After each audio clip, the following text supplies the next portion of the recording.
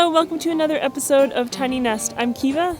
And I'm Jake. This series is following our tiny house project from the early stages through to completion and beyond. In this episode, we showed the basics of our plumbing. We've started roughing in our plumbing, and out of the three common systems, which are copper, CPVC, and PEX, we went with PEX mostly because of its flexibility. So it's quite easy to work with, and there's significantly fewer joints and fittings. Because of the flexibility of the PEX, we're able to go from one end of a run all the way to the other without having any connections that are inside the wall. This means that we don't have to worry about any connections that are hidden, which is great for us as we have no prior plumbing experience. After doing some research on what components are involved in a PEX system, we came in here and sort of looked at where we thought we could run all the lines and counted up all the parts we thought we were going to need. Brought in that list to the local plumbing supplier and went through it with them to make sure that we were getting all the right stuff. And then I figured I'd start with the run that's going from what's going to be the sink in the toilet room over to where it tees off of the shower, because that's the most simple run, basically from point A to point B. I figured it'd be a good way to get a feel for working with the stuff. And then of course all the more fancy stuff, fancy connections are going to happen over by the supply and the water heater and stuff. So I'll show you what we've done so far. So here's an example of why the flexibility of PEX is nice. Instead of having to put a fitting in to make a 90-degree turn to stub out of the wall, they make these plastic sweeps with a flange that will hold the pipe in a bend, and then you can see the way it works here to stub it out. So when you finish the wall and cover this all up, we've got these little stubs to work with to get the connections to the faucet. And then, of course, there's no connections inside the wall.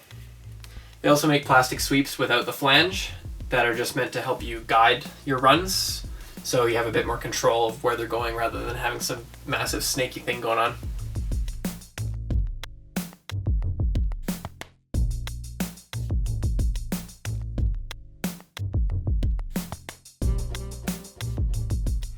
When I went to secure these pipes that were just loose, I cut this block, and when I went to put it in, I had a thought that it might be a bit of a cold spot if the pipe is touching the block, which is touching the sheathing, which is like the last layer before you're outside. There's no insulation. So I slipped in some of the sill gasket stuff, of which we have a lot left over from when we were working on the trailer. And you can see where I put it here, just in an attempt to isolate the pipes somewhat from any thermal bridging to the outside. Things like this are extra doing, and even if it doesn't provide that much of a benefit, there's so little plumbing in the house that we only have to do it a few times, so it's not a big deal. Normally you wouldn't install pipes in an exterior wall to avoid having them freeze, but all of our walls are exterior, so we have no choice in this matter. So we've bought some insulation to go around the pipes to reduce the chance of it freezing. We're going to cover every inch of the pipes in the insulation, and we've even drilled the holes through the studs a little bit bigger so that we can stuff insulation in there as well.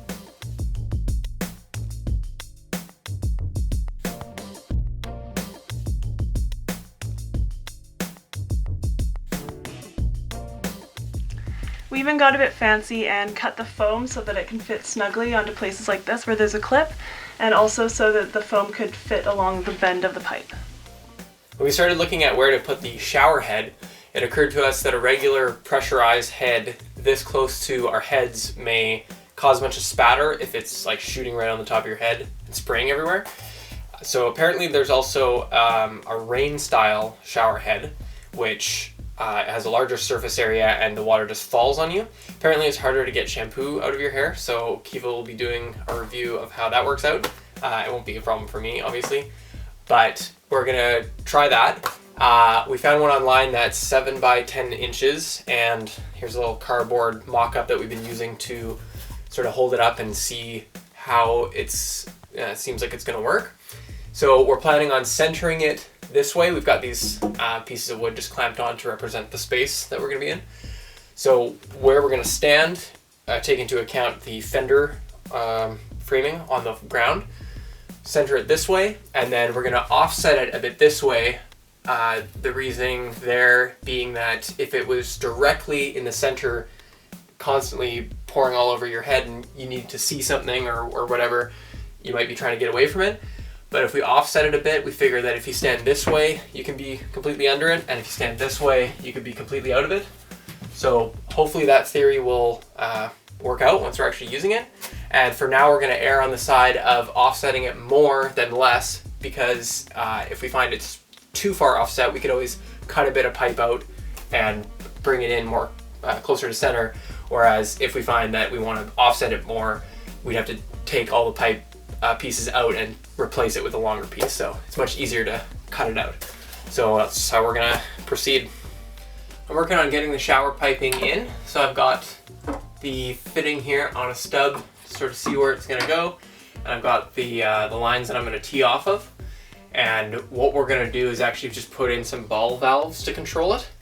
And that eliminates yet another piece of bulk that would be like in our faces. For controlling shower, we're just going to hide some ball valves above this, which is going to get a cover, and stub out a little extension to actually manipulate them. So I'll show you how I'm going to put this together.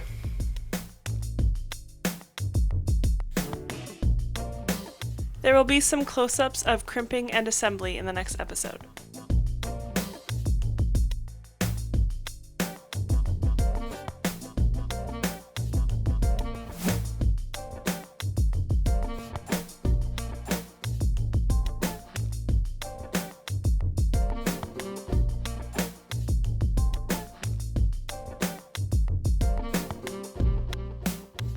Alright, I got it all in place and crimped down, and we're going to slide a block, a 2x4 in behind here to screw this onto to secure that, and then stick something in behind here to fasten this down so that when we're turning the valves it's not wobbling around.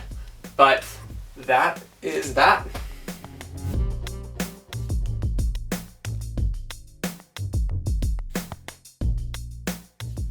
This is our propane powered on-demand water heater.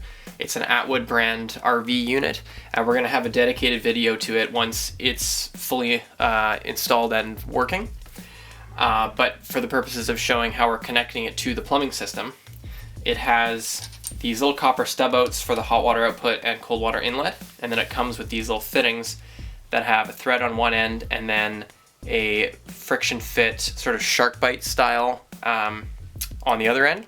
And those just push on to the copper stub outs, and that grabs and is good to go. And then you can see what we've got with the braided hoses. That's just going to thread on to the other end of the fitting, and it's got a rubber gasket on the inside, so this doesn't need any Teflon tape. It just cinches down until it squishes the rubber, and then that makes the seal. So that's going to go on like so. And then on the other end, we've got this type of fitting, which is the same threads on one end, and then the 1/2-inch PEX barb on the other end to fit into the PEX. So that's what that little bit is there, and that allows us to go from the copper through this fitting into the hoses thread, and then back threading on here and into the PEX system. So that's how we adapt from one to the other, and we've got the exact same thing on both sides. Cold water coming in and hot water going out to that side of the system.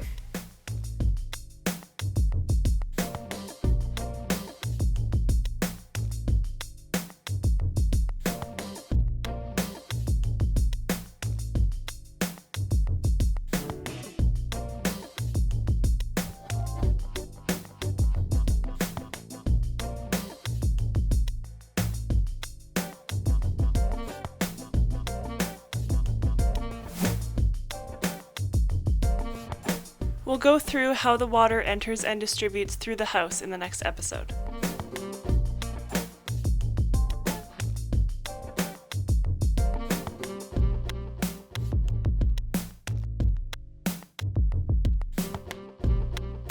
If you want to see some of our previous videos, click on the preview tiles, and subscribe if you want to follow our progress. You can also visit our website here.